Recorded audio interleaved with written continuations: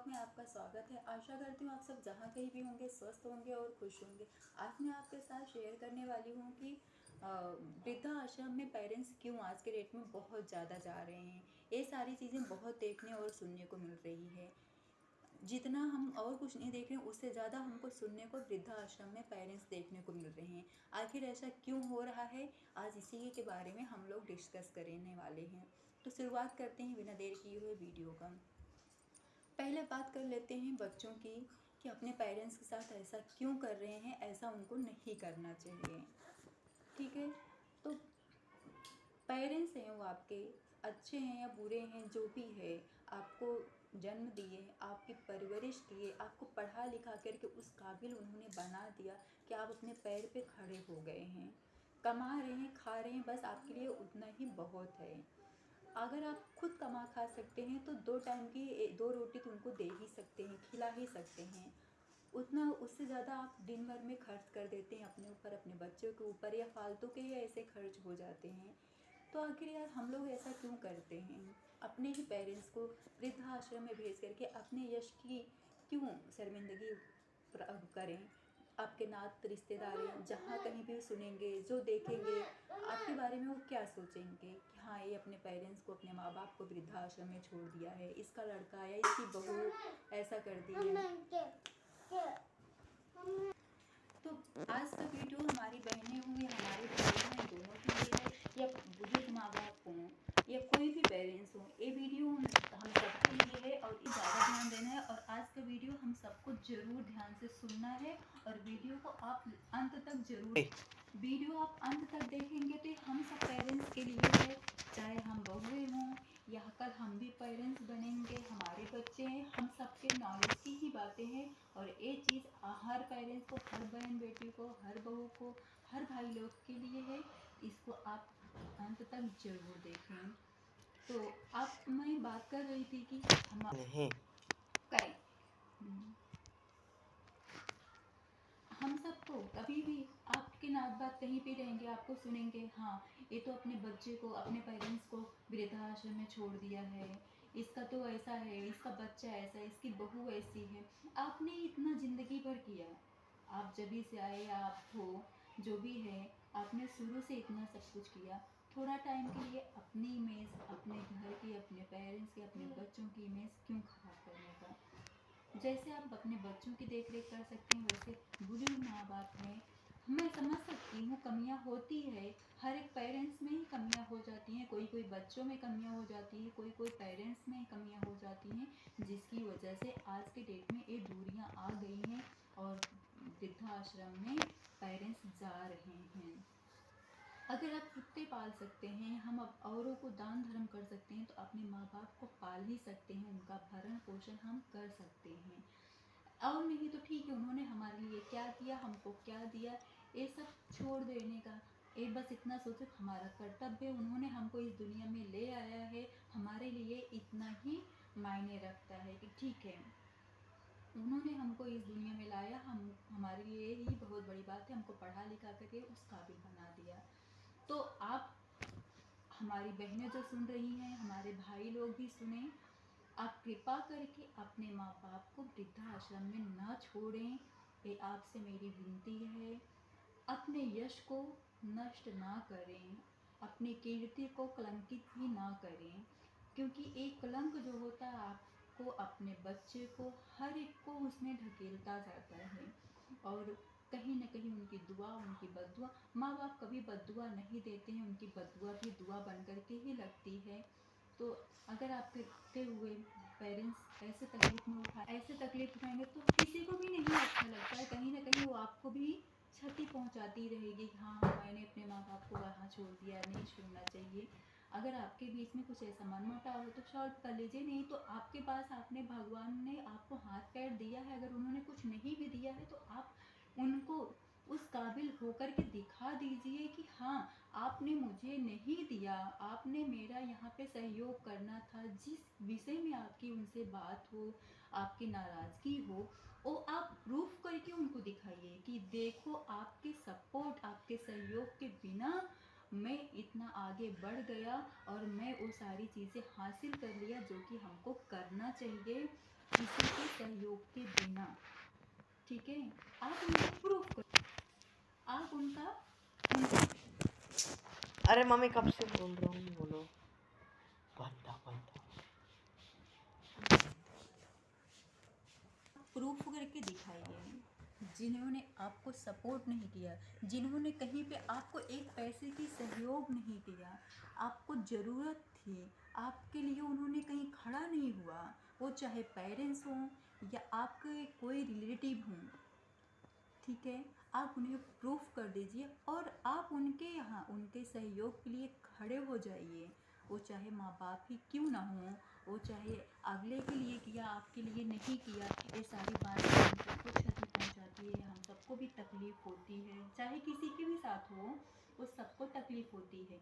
लेकिन आप उनके साथ ऐसा करके दिखाइए और उन पेरेंट्स को भी ये एहसास दिला दीजिए कि उन पेरेंट्स को रियलाइज़ हो जाए कि हाँ देखो, मैंने एक बहू बेटे को किया, दो बहू बेटों को किया, जिसको किया मैंने उसने मुझे नहीं पूछा, और जिसको मैंने नहीं किया आज वही बहू बेटे मुझे कितना अच्छे से रख रहे हैं, कितने अच्छे से मेरा ख्याल रख रहे हैं। तो आशा करती हूँ मेरे भाई लोग, मेरी बहनें समझ गई होंगी। और हमारी बहनों को भी प्रूफ करना है। जिस देवरानी जेठानी की तारीफ़ करते हुए वो नहीं थकती थी और आपको इंसल्ट करती थी, और आप उनका ऐसा करेंगी, उनका आदर भाव करेंगी, उनका सहयोग करेंगी, उनकी देख रेख करेंगी, उनकी सेवा करेंगी, उन सास ससुर को भी, उन पेरेंट्स को भी रियलाइज़ होगा कि हाँ, जो बहू बेटे मेरे नालायक थे, जिसको मैंने कभी सपोर्ट नहीं किया, जिसको मैंने कहीं सहयोग नहीं किया, आज वही बहू बेटे मेरे, आज वही मेरे बच्चे वो मेरा सहयोग कर रहे हैं, मेरी इतनी देख रेख कर रहे हैं। आप उनको प्रूफ करके दिखाइए।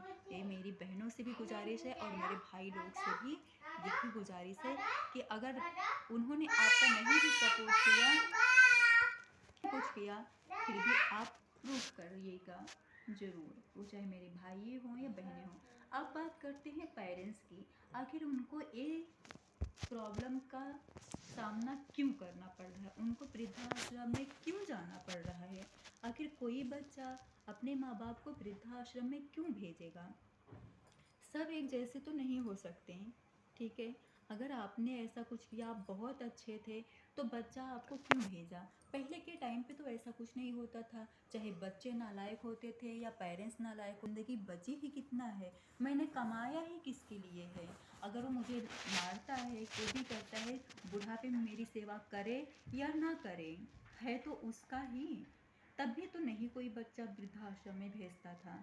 जब माँ बाप हम एनी टाइम बच्चों के लिए हाजिर होते थे, चाहे उनके पास 1 रुपया ही क्यों ना हो, वो 1 रुपया ही उनके बच्चों के लिए होता था कि आखिर मैंने 1 रुपया क्यों कमाया है। हर एक पेरेंट्स की जिम्मेदारी होगी। पहली रिस्पॉन्सिबिलिटी पेरेंट्स की यही होनी चाहिए कि कभी भी अपने बच्चों में दुर्भाव ना लाएं, अपने बच्चों को एकता का पाठ पढ़ाएं, उनको एक रह के सिखाना है कि हाँ, हमारे बच्चों को कितना भी कुछ परिस्थिति आ जाए, हमारे बच्चों को एक साथ रहना है, उनको एक साथ रहना सिखाएं। और ये सारी कमियां पेरेंट्स की वजह से होती है। क्यों? पहले बहू आई, बड़ी बहू आई तो बहुत लाडली थी, उसने किया, हाँ बहू, बड़ी बहू आई वो अच्छी है, या छोटी बहू आई वो अच्छी है, बहू बेटा वो अच्छा है, या मंझली आई वो अच्छी थी। मतलब ऐसा, पहले आई तो वो अच्छी, दूसरी आई तो वो अच्छी, फिर तीसरी जो आती गई, पहले वो अच्छी ही नहीं है, पुरानी हो गई तो बुरी हो गई, वो बहू बेटे अच्छे हैं, वो बहू बेटे अच्छे हैं।